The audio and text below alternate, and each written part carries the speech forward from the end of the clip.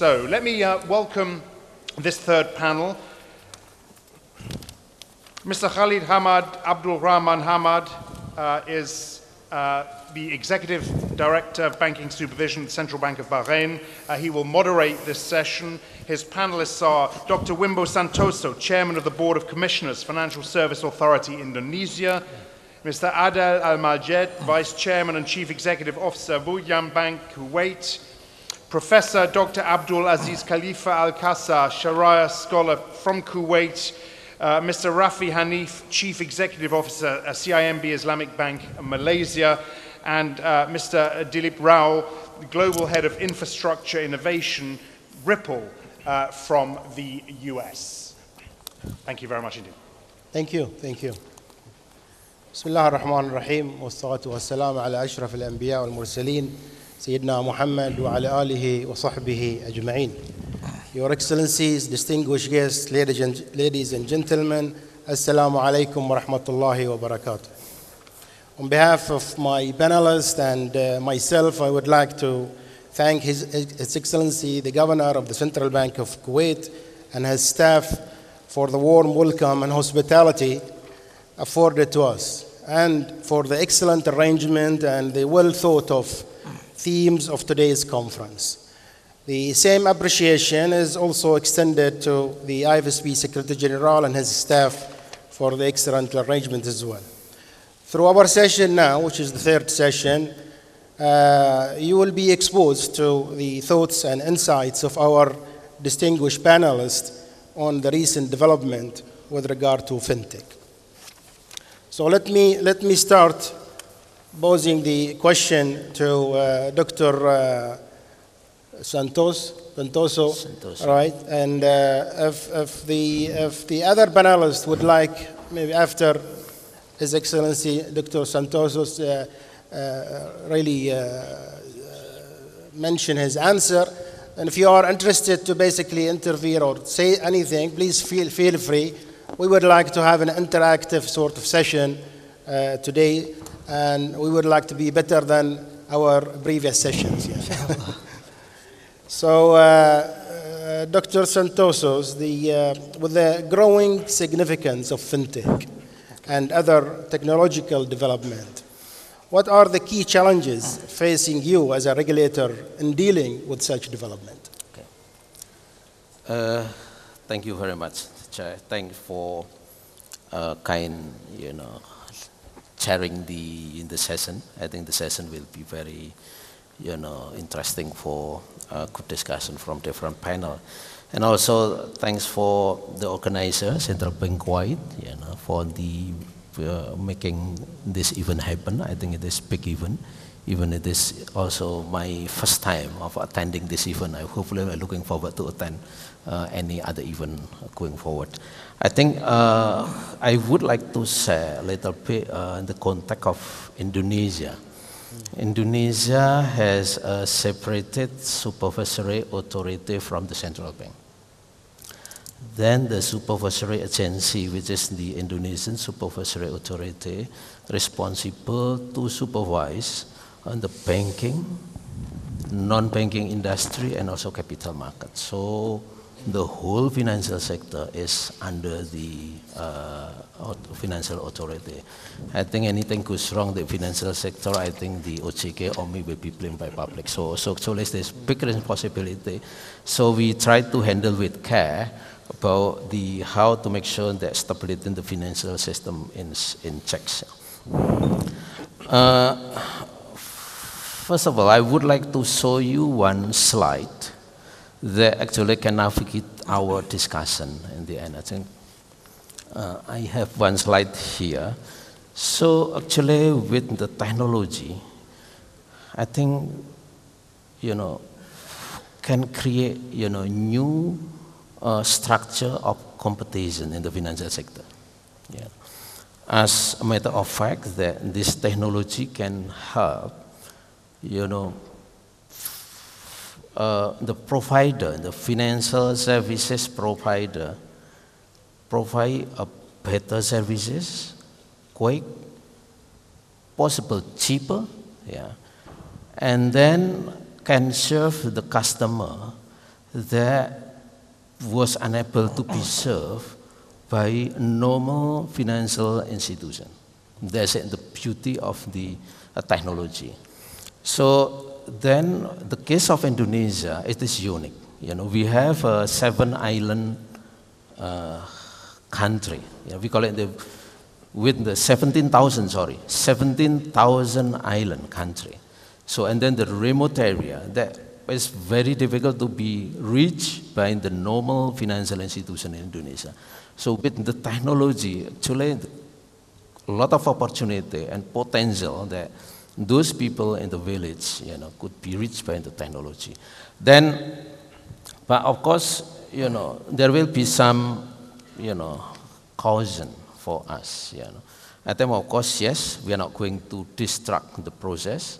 We are not going to really to restrict them to grow.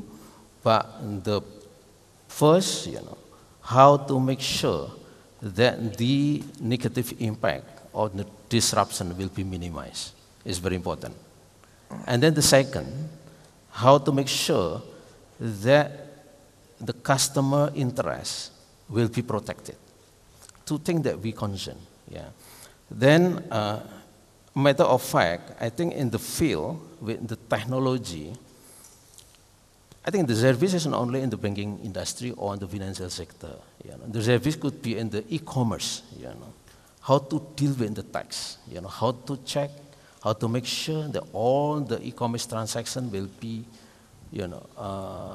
have a level playing field with the normal non-digital transaction. Is issue that we also going to tackle. Even though this part is not belong to the financial supervisory authority, but we concern on this. Then, on top of this, it is different from the normal financial institution. I think for the normal financial institution, we make sure that those company or financial institutions are not going to be bankrupt. Even for the banking financial institution, we create, we call it the limited deposit protection scheme. But for the FinTech, I don't think it is reliable to treat the similar to the financial institution. So then, actually, matter of fact, the FinTech product is not only provided by the financial institution. Okay? Non-bank financial institution, even non-financial institution, they now provide the FinTech product. Then how to deal with this is very complicated, and then the growth will be very quickly, and then even Indonesia probably 400% per year. And then one thing that we also try to share with this about the lending, P2P lending, it's growing because the borrower can everywhere. We are not very difficult to verify, to make sure the profile of individual, and then the lender, and they have a appetite to have a high return compared to the normal deposit, and to make sure that how to protect the interest of the lender. So I think that is the challenge of the policymaker and the supervisor. And then again, as I mentioned before, that the objective is first how to protect the customer, and then second, how to make sure the market conduct will be in place. And then the third, how to make sure that will be, level playing field. To make sure that it's not going to create any disruption to the normal financial sector. So actually, we are in the process of discussing with our counterpart in the region on the global. So we have a few discussions on this. First, actually, we are not going to regulate FinTech similar to the financial institution, because FinTech is not really, transforming risk from the depositor to the borrower. FinTech is just a technology platform provider. So that is, well, what kind of the regulation, the supervision that we are going to impose? Actually, we focus more on the market conduct in order to minimize the disruption. Market conduct, actually, we ask them really to be transparent, and then disclose who responsible, must be accountable, and then professional, then also fair. They're not going to abuse, any product to the customer. So I think I would like to ask, like, compare to the similar to the capital market, that's more on the market conduct rather than supervision the institution. Then actually we talk with the industry, seems likely very supportive, and then possible, going forward that the industry will be very big. Probably we can ask them to submit as like to develop the SRO. And then SRO will be responsible to supervise, to make sure that all the fintech provider individually will be comply with the market conduct. So that kind of the discussion that has been going around, and then region and global, and then I think will be a lot of discussion, and then will be, I think a few months, I think last month we have a global discussion in Bali that thanks supported by the World Bank. Then also will be a side meeting in Bali, back to annual meeting this year in October. Then I believe, the only way that we try to, to do going forward is coordination is very important, as in the previous section. So because to make sure that there will be no regulatory arbitrage, among other countries. Because fintech, I think the fintech provider can offer everywhere in the world, and then the customer could be everywhere in the world. With the kind of the probably as like in the standard or principal standard will be help, other country really to minimize the disruption. I think that is about the fintech. Then, as I mentioned before, it's not standalone.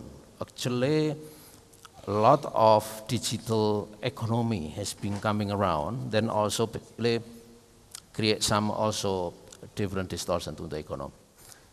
I think I would like to stop here, and then I'm waiting for other comment from other panelists. Thank you, Dr. Santoso. Thank you. I think all of the regulators are probably sharing, the experience with you, or their at least thoughts with you that it's challenging because these companies, these fintech companies, are really basically, impatient. They can't just wait. Right? They penetrate, and then you have to follow them. Well, let me move. You would like to say something, or? Okay. Let me move to Mr. Adel Al-Majid from Bobian Bank. Your bank has been a key promoter of leveraging digital channels. What has been the impact of this strategy on your bank, and how important do you think digital channels will be for banks in Kuwait in the future? Yeah, but first let me comment on the same fintech. And the more I look at it from technology and fintech effect on banks, it's very scary for banks. I'm not talking Islamic banks, I'm talking all over banks. And the only protection that the banks have right now is the regulators. If the regulators were not there, I think the banks will be in a very weak situation. If you look at the numbers all over the world, I think there is around 50 to 60 billion dollars invested in fintech hubs around the world. But if you look at the hubs is the US, UK, Europe, China, India. None Islamic countries and no Middle East. The second point, if you look at it, this money is invested into 12 segments. These are from latest research, 12 segments. The first segment, the invested money is, this money is invested is data analysts or data analysts. Second is payments. Third is lending. Fourth is SMEs. Fifth is Bitcoin. Sixth is international transfers.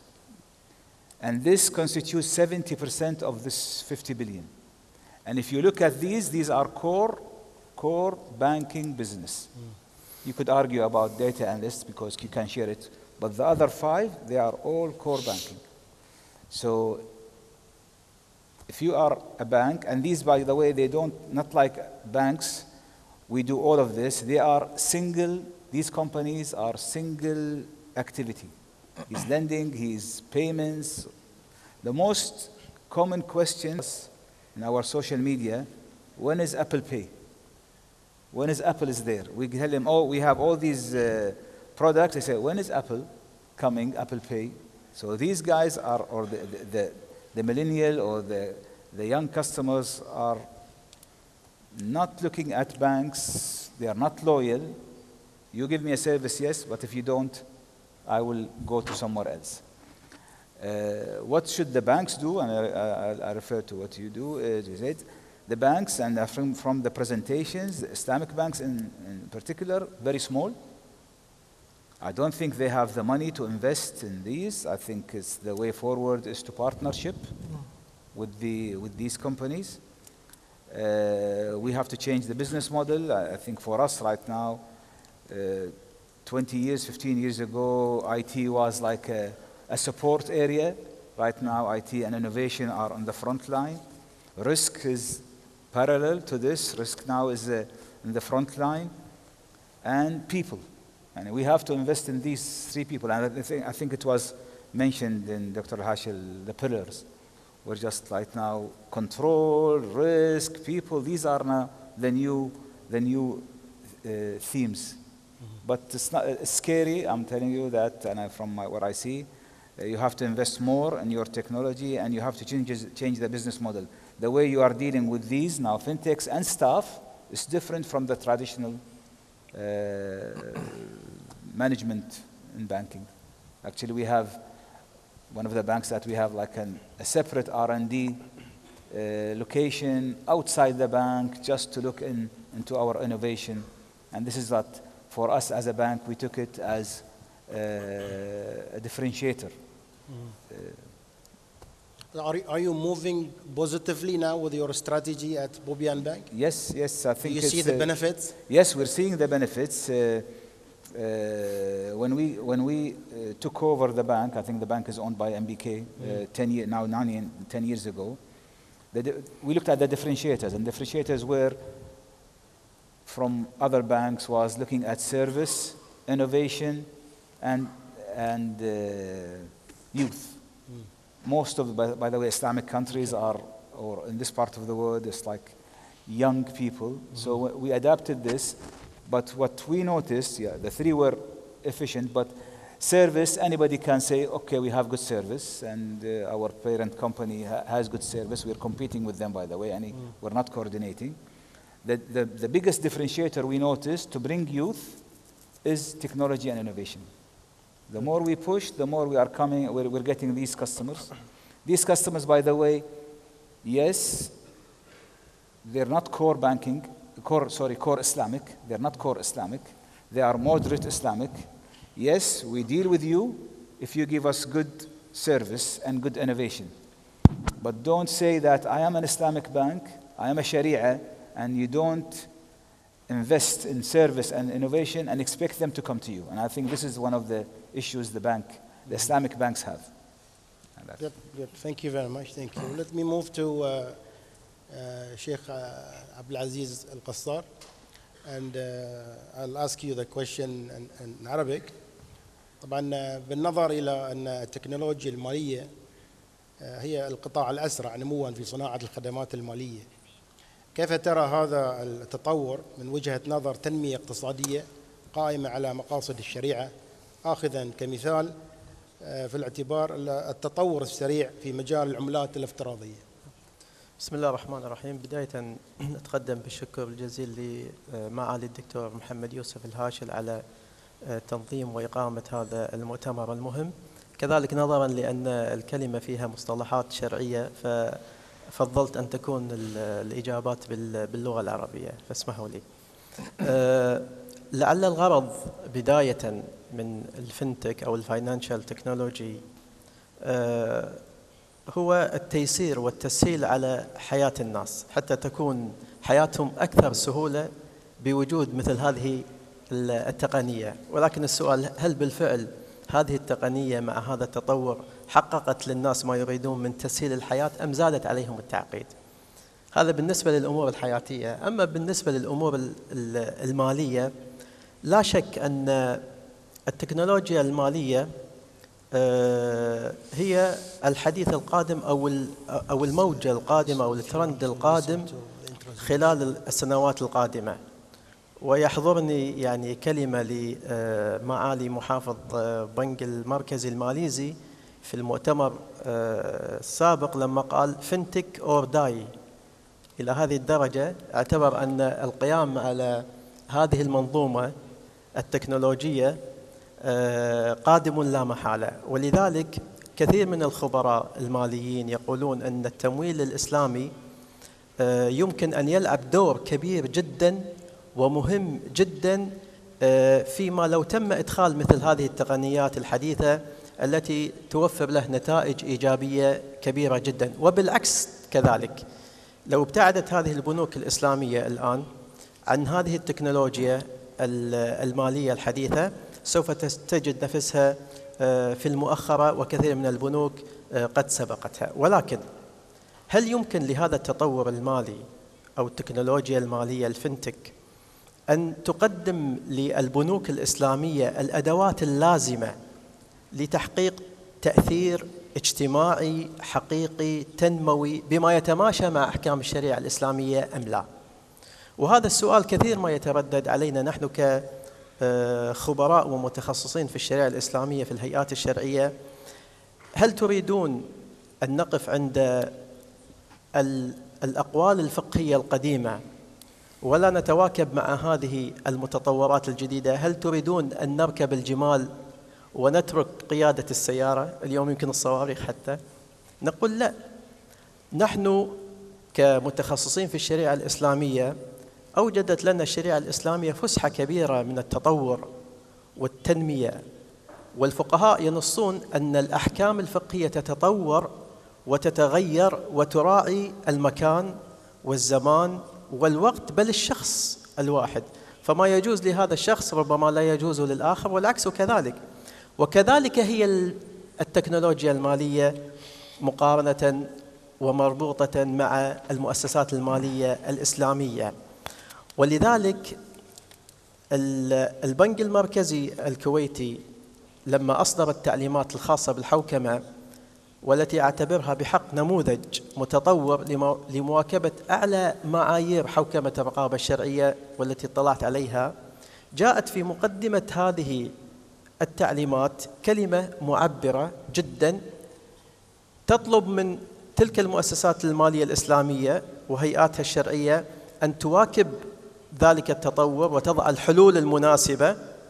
فقالت اسمحوا لي أن أنقلها بالنص لأنها عبارة جميلة جدا: لا شك أن من أهم شروط نجاح العمل المصرفي والمالي الإسلامي هو وجود هيئات رقابة شرعية مستقلة وفاعلة تساهم في مساعدة المؤسسات المالية الإسلامية على أن تكون عملياتها ومنتجاتها ملتزمة بشكل تام بأحكام الشريعة الإسلامية، وهنا الشاهد، وتقدم لها الحلول المتفقة مع أحكام ومقاصد الشريعة الإسلامية.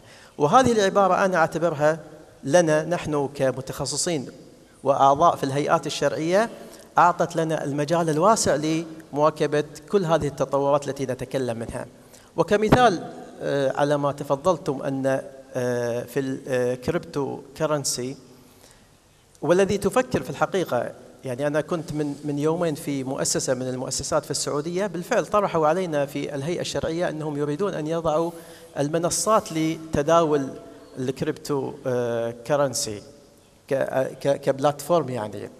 وبغض النظر عن شرعية هذه العملات أو عدم شرعيتها، هذه العملات الافتراضية أتكلم بغض النظر عن هذا، كقاعدة عامة أن هناك بعض التقنيات الجديدة والتي هل نواكبها أو لا نواكبها نحن كشرعيين تتمحض فيها المخاطرات العالية، والتي حتى البنوك المركزية تراعي وتنص على أن هناك مخاطر بغض النظر عن مخاطر فنية، هناك أيضا مخاطر شرعية.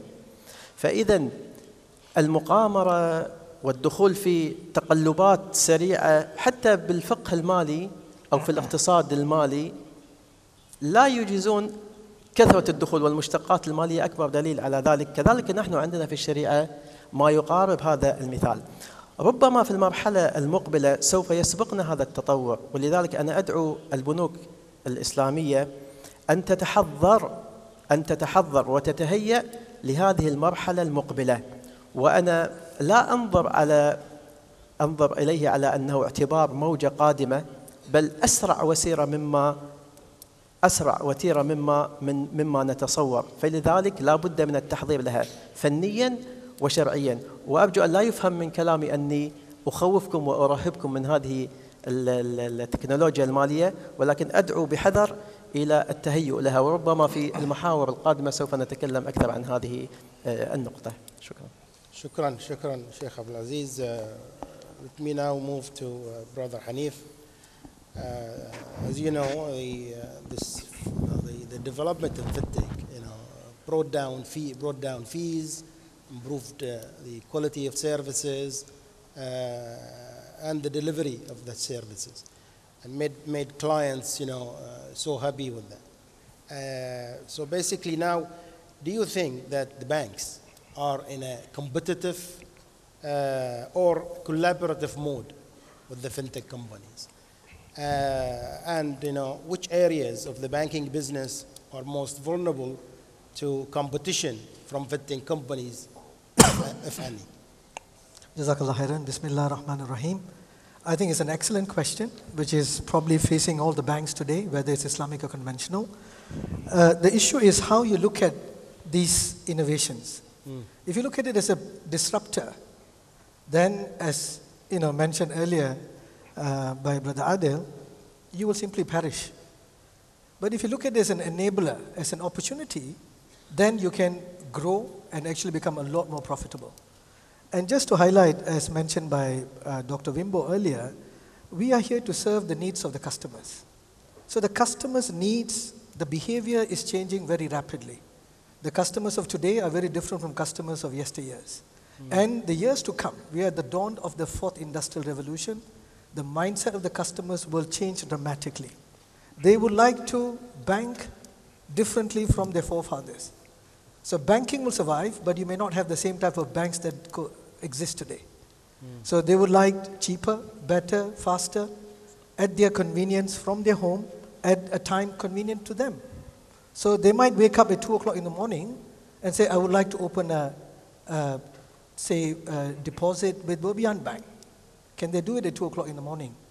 So with biometrics verification, with online banking facilities, technology will allow them to open an account at 2 o'clock in the morning and transfer funds from bank A to bank B. Another customer will wake up and say, look, I need to invest. I want advisory, which is now available for private banking and high net worth customers. Maybe for affluent customers, but not for the mass and mass affluent. Through robo-advisory, we are able to democratize wealth. We are able to transfer that expertise, that advice, at a very cheap and efficient manner. So customers who want to invest $5,000, $10,000 are able to get advisory from this robo-advisory platform, which uses AI, artificial augmented intelligence, to find the right mix of right solution to the customer's needs. So these ever-changing demands puts a lot of pressure on traditional banks. If you look at all these changes as disruption and we compete with them, then you will simply perish. There's no other outcome. And there's a recent report by EY, I think it just came out last quarter, unleashing the financial fintech potential in banking, clearly articulates or advocates that there must be collaboration. And Islamic banks, given the size of Islamic banks a lot smaller, right? If you want to go into FinTech on your own, they say it ranges around 25% of your pre-tax profit you have to invest. Right? You need to have an open API system.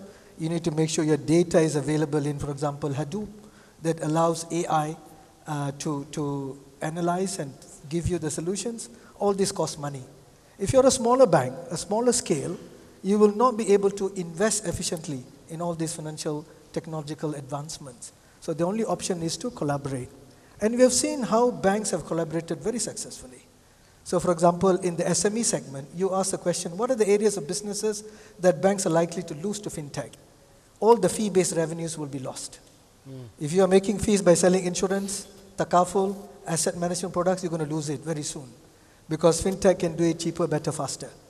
If you're doing payment and settlements, you're going to lose it very soon. Because people will be using wallets, mobile wallets. WeChat, for example, is a classic example where people would just transfer money between the wallets. Right? So if you have WhatsApp, WhatsApp will have a wallet and you just transfer money from your friend from your account to your friend's account. So you will bypass banking a lot of the times. If you are making money from payments and clearance, eventually blockchain will ensure they can do it much more efficiently without the trusted intermediary like banking. So all these fee-based revenues are likely to be lost. If you lose 20% of this revenue, it will impact 80% of your ROE. So a drop in 20% revenue directly impact ROE by 80%. This is based on a McKinsey report. So all this requires strategic thinking. So FinTech is a mindset shift. Banks have always been embracing FinTech. ATM is a FinTech. Online banking is a FinTech. The only thing is this FinTech is eating into our profitability. So banks need to have a different mindset, need to look at it as an opportunity as opposed to a disruption. And what is more important is you need to have the right people. Capacity building is absolutely crucial.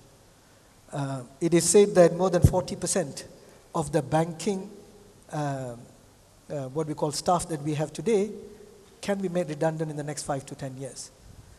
The tellers, for example, those who are doing mid-office jobs can lose. Because with AI, with a lot of the data that we have, we may not need the existing infrastructure that we have. So therefore, you need to upskill them. So you need to have what we call the 3D talent pool that is able to analyze data, digital, and come up with innovative solutions. The existing capacity that we have may not be suitable. The talent pool that we have may not be suitable for the years to come. So banks today not only need to collaborate with the FinTech providers, but must ensure the existing team or talent that we have are upskilled. If they're not prepared to upskill themselves, that means your HR is beyond just hiring. It's beyond compensation. It's about reskilling them, looking at providing them with data analytics tools, teaching them coding. So it's a lot of upskilling required. If they're not prepared to upskill, then have to skill them out. There's only option left because banks will reduce the headcounts dramatically in the years to come because customers today don't often want to go to banks. They at best want virtual assistants. That means they go to the bank, their app, and the app will then virtually assist them with the solutions. So these are the dynamics that we are facing today, and this will only get more complex, more competitive, more challenging in the years to come. So the role of HR is very important to upscale, and the bank themselves must be ready for strategic partnerships. And the role of the regulators goes without saying. You know, regulatory sandbox are very important. Malaysia has efficient regulatory environment, as our Deputy Governor mentioned earlier. Islamic banks particularly must ensure the product is differentiated. It cannot be just a replica, a copy, a mirror of the conventional products. So today, FinTech allows us to be differentiated. Islamic banks can adopt, for example, P2P, peer-to-peer platform, to ensure that we can actually do a mudaraba, musharaka type of financing. In the past, we couldn't do it because the cost of asymmetric information, agency problem challenges were very costly to manage. But today, with data analytics, with FinTech, we are able to tackle that quite efficiently. So in a nutshell, I think there are a lot of opportunities, but there must be a mindset shift in banking with the regulators as well as the practitioners to embrace change and look forward to a successful migration towards the fourth industrial revolution. Thank you. Thank you, thank you. I hope the bankers in this room will not be scared from what you have said, because it's a big challenge facing them ahead. Let me move to Mr. Delabrow. Mr. Hanif mentioned about job, the status of jobs or the expectation of what have you. So basically now, my question to you is, what does the job scenario look like in this evolving new paradigm? Overall, will we create more jobs or there will be job losses? Thank you very much. Firstly, I'm very, very grateful for this opportunity to join this conference, and my thanks to the Central Bank of Kuwait and IFSB. As the only FinTech on the panel here, let me first say we are not here to eat your lunch. Hopefully we can have lunch with you. So Ripple's approach to this is to provide enabling technology that will help banks transform how they do business in this new world that you just painted, faster, cheaper, better.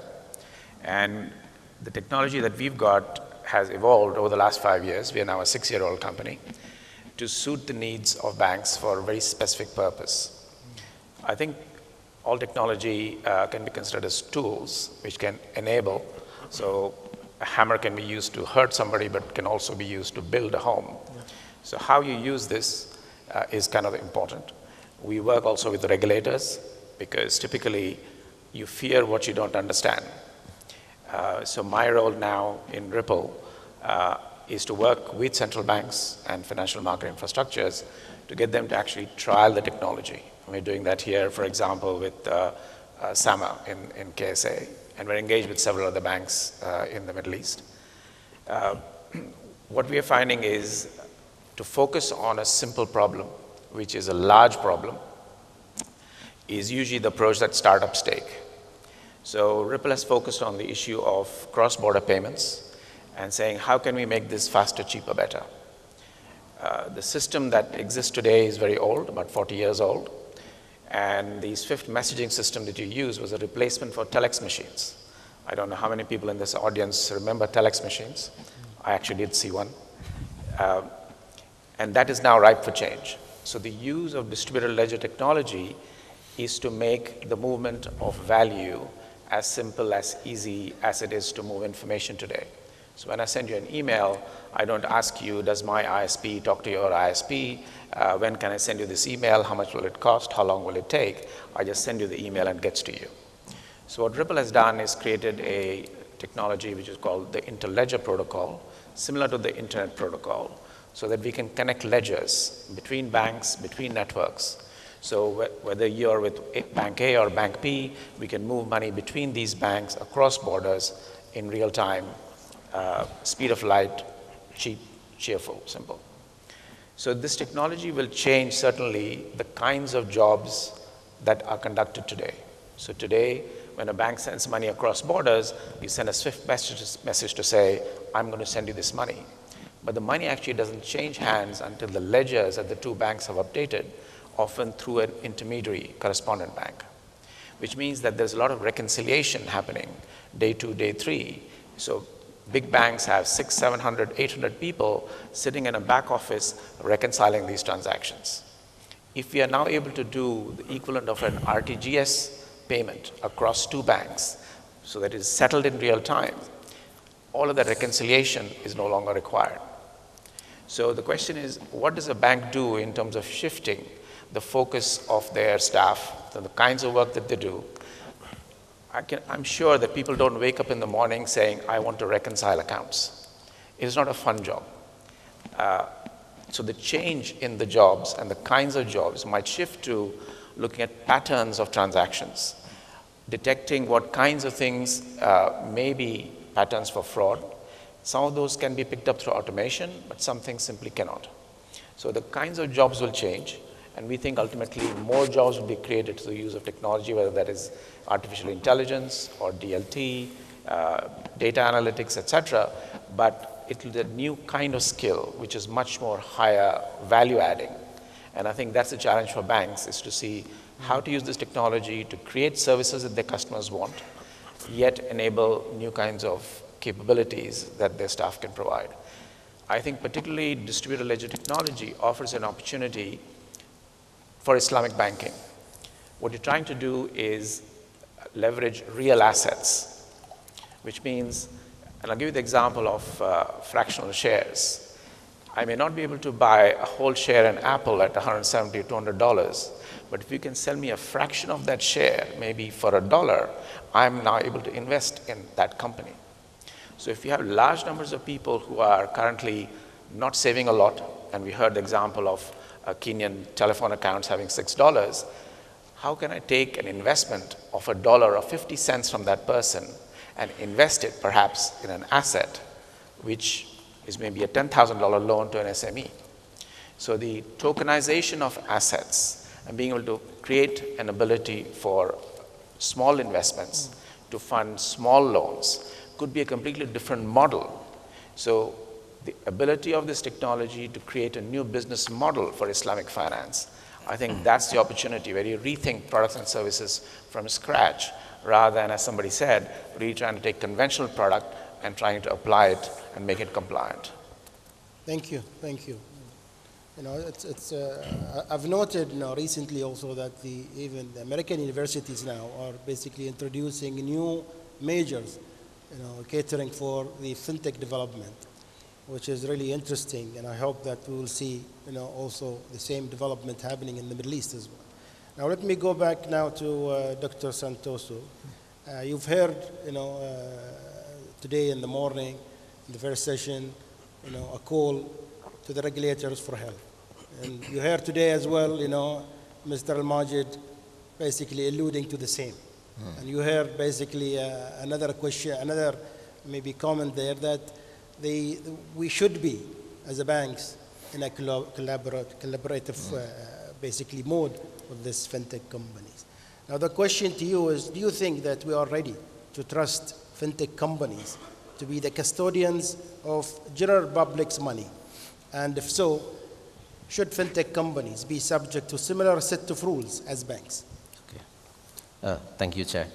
I think the first question is very important, whether we trust the FinTech company as the custodian of the public money, the customer money. It's very important. But as I mentioned before in my first statement, that I think the FinTech product, we cannot restrict them, and then we cannot to halt them to be operated, because even, sometimes, we are not aware that some of the FinTech product has been in the market without license from the authority, because it is the market initiative, between the customer and the provider.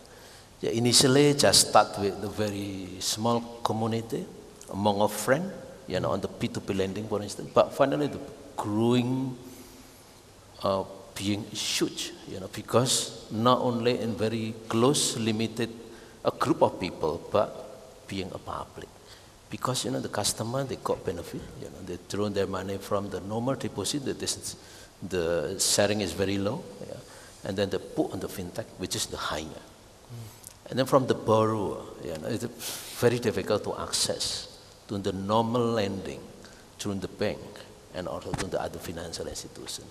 But with the P2P lending, they can just raise their concern, their request, even through internet without meeting physically, they can get financing. And then been checked in the last a few months, because then the growing start last year, then I think the performance is still okay. So in a way that, how that we make sure that public interest will be protected. That is very important. We are not going to stop, but of course, how to minimize the disruption, to the existing the banking institution or other financial sector institution is very important. Of course, the transition will be very smooth. One thing that, of course, we try to, as mentioned before, we try to regulate, in terms of the general regulation of the fintech.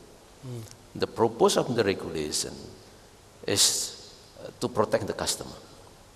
Then the regulation is on the type of the market conduct regulation, not prudential regulation, not capital adequacy ratio, not currency mismatch, no interest rate cap, no, but more on the how they follow the market conduct. Yeah. Then, of course, supervision in the supervision of the market conduct. Yeah. And then, how we are going to do it, the banking on the financial institution. We try to facilitate them really to deal with the technology, to deal with technology and then provide similar product, and then the competition will be in the same level of playing field. I think technically we can talk whether using the extension arm of the bank or the financial institution is fine. But even some commercial bank in Indonesia, and then even there is a product that been issued under Islamic and the Sharia banking. So actually that is a good move. Actually the financial institution, formal financial institution themselves, they start being aware of the impact, and then really we focus on the how to mitigate on this. So then the role of FSP will be critical in this case. I expect that on the Sharia product, on the Islamic banking product, sooner or later will be very huge. I think not only in Indonesia, probably in Malaysia, Singapore, in the part of the world. Then the role of the FSP is very important. I think will be very critical to put this agenda on the priority, top priority. And then I believe the member will be very supportive, really to send, the staff to have a discussion on this. And then finally, hopefully, will be some of the guiding principle for the member in terms of the how really to have the similar or a treatment among members of the SP on the fintech product here. Then, but on the conventional, this has moved very far away, very quickly, and then also actually we a lot of type of the fintech product on the payment system product, the cash product, currency probably, but of course we are very clear on the cryptocurrency issue. If we just refer to the principle, the accountability, I think nobody will be accountable of what's going on with the cryptocurrency. So I think even in Indonesia also very clear, really restrict them, since there is no evidence that somebody will be accountable to that kind of the product. So that actually our stand in terms of going forward, and then I think the role of the FSP will be very important in this case. Thank you. And Mr. Al-Majid, do you have anything to say to this? No, I think I agree with what he's saying. It's going to be really challenging to adapt to the changing that's happening in the business model. As I said, we've never thought that we're going to be having competition right now in Kuwait from small fintechs that are encroaching on our payment system, and people are now comparing us to others, that even the infrastructure that we have and the cost structure is right now in the ruin, because you cannot compete with these people. And I don't want to sound pessimistic, but it's a really challenging way. The way we are running the bank is if we continue like this and try to compete with these companies who are coming, as I said before, on a single payments, it's going to be a big thing. It's trouble for banks. And how is your bank dealing with the cyber security issues? Security has been, or like risk has been evolving through the years. Like 20, 25 years ago, risk in banks, it was credit. We've never looked at other things, and it's just right now. We have chief credit officer. We never had like chief risk officer in the banks. Now it's risk, looking at other things like IT, operation, reputation, and others. And now we go to IT risk. Now IT risk is a big department within the bank. It used to be 1, 2, 5. Now they have 10. And now we're not having only IT risk. We have chief information risk, who's like looking at the information side of how to protect them. It's becoming also a costly matter that we have to protect ourselves. But of course, the repercussion or the danger of having any leaks of information or penetration is high. But it's and we go back again to, I think Mr. Hashir was saying that scarcity of people. And we are everybody, each bank is just to try to attract someone from the other bank. And it's like now, and these guys, the price of their packages is going up and up. Thank you. السؤال للشيخ عبد العزيز: ما هي الاعتبارات والاهتمامات الرئيسية لهيئات الرقابة الشرعية عندما يتعلق الأمر بحلول التكنولوجيا المالية المتقدمة؟ وكيف يمكن لتلك الهيئات أن تلعب دورا استباقيا في معالجة أي مسائل تتعلق بالامتثال الشرعي؟ نعم. طبعا الكل متفق على أن يعني الحلول التكنولوجيا المالية الفنتك قادمة لا محالة، وربما يتمثل أهم التحديات في اعتماد حلول الفنتك هو أن تكون تلك الحلول متوافقة مع أحكام الشريعة الإسلامية، وربما هذا يعتبر أكبر تحدي حتى للبنوك الإسلامية، لأن الحلول التكنولوجية، حلول المخاطر، العقبات اللي تفضل بها الأخ عادل، كلها ممكن أن تعالج، ولكن المشكلات الشرعية هي التي يجب أن توضع في الاعتبار ابتداء، كون هذه البنوك قامت على أساس أنها هي متوافقة مع أحكام الشريعة الإسلامية. ولذلك أنا أعتقد لاعتمادنا لهذه الحلول التي سوف تأتي في يوم من الأيام لا محالة، يجب أن تتمحض فيها ضوابط معينة شرعية أنا أعتقدها من وجهة نظري يجب أن تؤخذ بعين الاعتبار بالنسبة للبنوك الإسلامية. أولى هذه الضوابط والركائز التي يمكن أن نعتمد الحلول التكنولوجية المالية هو الابتعاد عن الصورية والشكلية في العقود، وكما تفضل سعادة الدكتور محمد الهاشل اليوم، عدم المحاكاة للبنوك التقليدية في كل منتجاتها، لأن البنوك التقليدية ليست لها اعتبار خاص وهو الالتزام بأحكام الشريعة الإسلامية، ولذلك ممكن أن تقدم من الحلول ما يناسب بربحيتها. ومن هنا أنا أدعو إدارات البنوك الإسلامية أن هي لا تغلب النظرة الربحية السريعة على الثوابت الإسلامية التي على أساسها قامت البنوك الإسلامية. يعني لا يزعل مني عادل، لكن هذه النظرة الربحية لا شك أنها مقبولة. الإسلام دعا إلى الربح، الإسلام دعا إلى تثمير الأموال. الله سبحانه وتعالى يقول: هو خلقكم من الأرض واستعمركم فيها، أي بمعنى لعمارتها، للسعي في مناكبها. ما في شك هذه قواعد شرعية لا يختلف عليها اثنان، ولكن كذلك الكسب الحلال، المأكل الحلال من مقاصد الشريعة الإسلامية. فأنا أقول يجب أن تعي إدارات البنوك الإسلامية أننا في اتخاذنا لهذه الحلول التكنولوجية المالية يجب أن نبتعد عن الصورية. وأنا أعطيكم مثال على ذلك.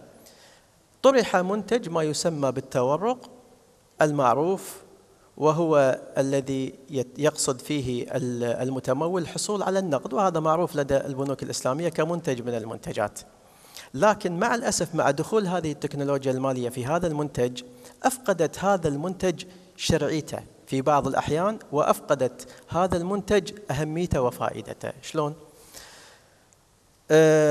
كثير من المتعاملين، أو عفوا كثير من البنوك وإدارات البنوك تسعى إلى تقليص الدورة المستندية وتقليص الإجراءات والكت كوست وتقليل المصاريف. بالتالي تسرعت عملية التسلسل الشرعي التي يجب أن تكون متطابقة مع أحكام الشريعة من حيث التملك وانتقال الملكية ودخول الضمان والبيع إلى طرف آخر ولا تعود البضاعة إلى نفسها. هذه التكنولوجيا لما دخلت في هذا المنتج أفقدته في كثير من الأحيان شرعيته. وأنا عاصرت بعض الحالات التي اضطر فيها البنك إلى التخلص وتجنيب بعض الإيرادات المتحصلة من هذا المنتج. ولذلك على سبيل المثال لما نتعامل بمنتجات ومعادن لا نعرف عنها شيء كالبلادينيوم مثلا، وأنا لو تساءلت في هذه القاعة من يوجد في هذه القاعة من منا رأى البلادينيوم بأم عينه؟ حتى زيت النخيل في بعض الأحيان عند من لا يعرف زيت النخيل، يعني الشيء بالشيء يذكر. بعض الناس اتصل علي يسأل في بعض البنوك تتاجر في أو تعمل مثل هذا المنتج في زيت النخيل، يقول والله يا شيخ أنا اللي أعرفه أن النخل يطلع لنا رطب ما يطلع لنا زيت، ما يعرف ما هو حقيقة حتى هذه الشجرة. ولذلك أنا أقول البنوك المركزية مطلوب منها أن تقنن مثل هذه المنتجات التي يكثر فيها التعامل. فإذا أول نقطة أود أن أذكرها وهي البعد عن الصورية. 2 المحافظة على أساسيات العقود الشرعية، العاقد، المعقود عليه، الثمن. كثير من الأحيان لا نعرف ما هي حقيقة هذه المعاملة من حيث ما يعقد عليه، من حيث من الذي يشتري، من حيث من الذي يبيع. النقطة الثالثة التأكد من تسلسل العمل الشرعي الصحيح. ولذلك طرحت بعض المنتجات المتعلقة بهذه التكنولوجيا المالية إجراء المرابحة من خلال الهاتف، ولا أقصد منتج بنك بوبيان فهذا موضوع آخر. تجرى عملية المرابحة كاملة من خلال الهاتف، لا يعرف صاحب الحساب ما الذي اشتراه ومتى باعه ومن أين أتته الأموال. ولذلك أنا أقصد يجب أن تراعى التسلسل، يجب أن يراعى التسلسل الشرعي للضوابط العامة للعقود. وآخر نقطة يجب أن تراعى في ذلك، يجب فوق ذلك كله في استخدامنا لهذه الحلول أن تراعى مقاصد الشريعة الإسلامية. الآن البنوك تفكر في الاستثمار قصير الأجل وهو الذي يحقق العوائد السنوية السريعة، ولكن من منا استخدم منتج المزارعة، من منا استخدم منتج الاستصناع، ولذلك لما طرحنا على أحد البنوك الإسلامية في الكويت منتج الاستصناع فقال لي يا عبد العزيز أنت تبي مهندس داخل البنك ومهندس طالع البنك، تبي مقاول داخل ومقاول طالع، ما يريدون أن يفعلوا. قلت له إيش الحل؟ قال الأسهل نعمل عملية تورق وننتهي. ولذلك أنا أقصد هناك تحديات شرعية مهمة يجب أن تراعى عند استخدامنا مثل هذه المنتجات. شكرا. شكرا شكرا شكرا.